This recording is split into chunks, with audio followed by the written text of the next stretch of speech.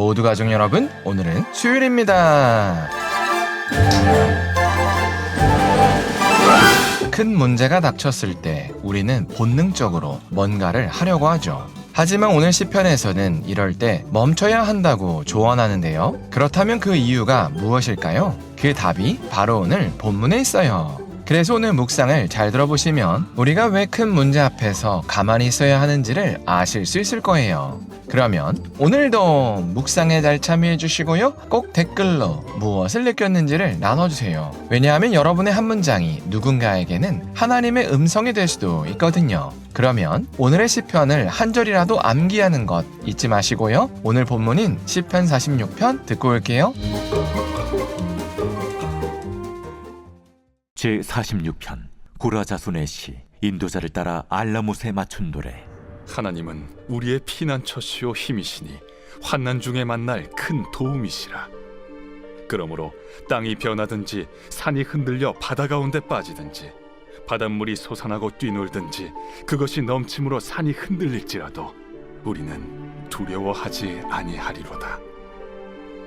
한 시내가 있어 나뉘어 흘러 하나님의 성 곧 지존하신 이의 성소를 기쁘게 하도다. 하나님이 그 성 중에 계심에 성이 흔들리지 아니할 것이라. 새벽에 하나님이 도우시리로다. 문나라가 떠들며 왕국이 흔들렸더니 그가 소리를 내심에 땅이 녹았도다. 만군의 여호와께서 우리와 함께 하시니 야곱의 하나님은 우리의 피난처시로다. 와서 여호와의 행적을 볼지어다. 그가 땅을 황무지로 만드셨도다. 그가 땅 끝까지 전쟁을 쉬게 하시며 활을 꺾고 창을 끊으며 수레를 불사르시는도다.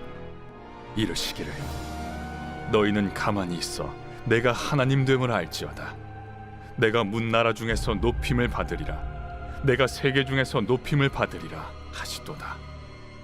만군의 여호와께서 우리와 함께 하시니 야곱의 하나님은 우리의 피난처시로다.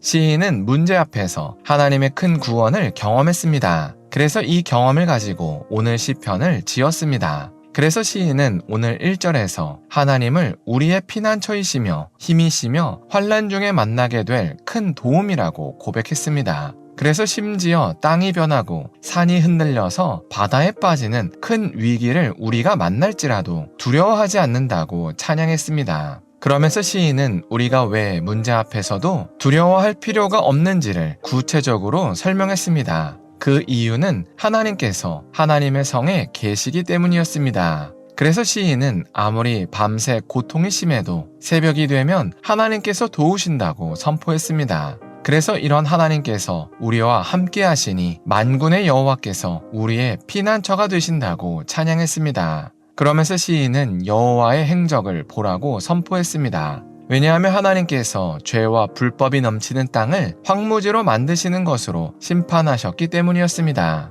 그래서 시인은 하나님께서 사람들에게 너희는 가만히 있어 하나님이 하나님 되심을 보라고 말씀하셨다고 선포했습니다.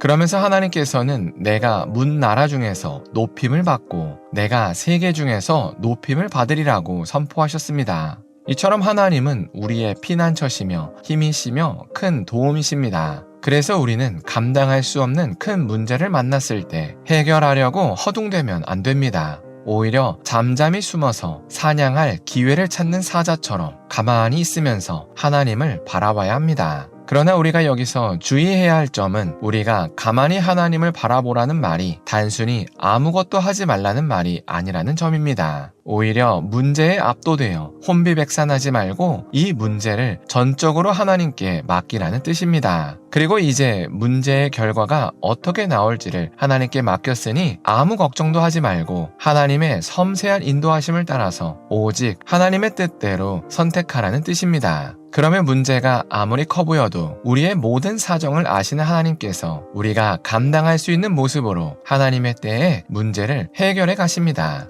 그리고 이게 바로 문제 앞에서 하나님을 가만히 바라보라는 참된 의미입니다. 그런데 우리는 여기서 문제가 해결된다고 그냥 좋아만 해서는 안 됩니다. 왜냐하면 하나님께서 10절에서 내가 문 나라 중에서 높임을 받고 내가 세계 중에서 높임을 받으리라고 말씀하셨기 때문입니다. 그래서 우리는 하나님께 문제 해결을 받았으면 반드시 하나님께서 이 문제를 해결해 주셨다고 주변에 간증하고 다녀야 합니다. 왜냐하면 하나님은 우리를 이렇게 하나님을 간증하는 통로로 사용하시려고 하나님께서 하나님 되심을 우리에게 보이시기 때문입니다. 그래서 우리가 오늘 하루를 살 때 큰 문제 앞에서 당황하지 말고 가만히 하나님을 바라봤으면 좋겠습니다. 그리고 하나님께서 문제를 해결해 주셨을 때 하나님의 일하심을 우리가 사람들에게 자랑했으면 좋겠습니다. 기도하겠습니다. 사랑의 하나님, 시편 46편을 통해서 하나님은 문제를 해결해 주시는 하나님이심을 나눴습니다.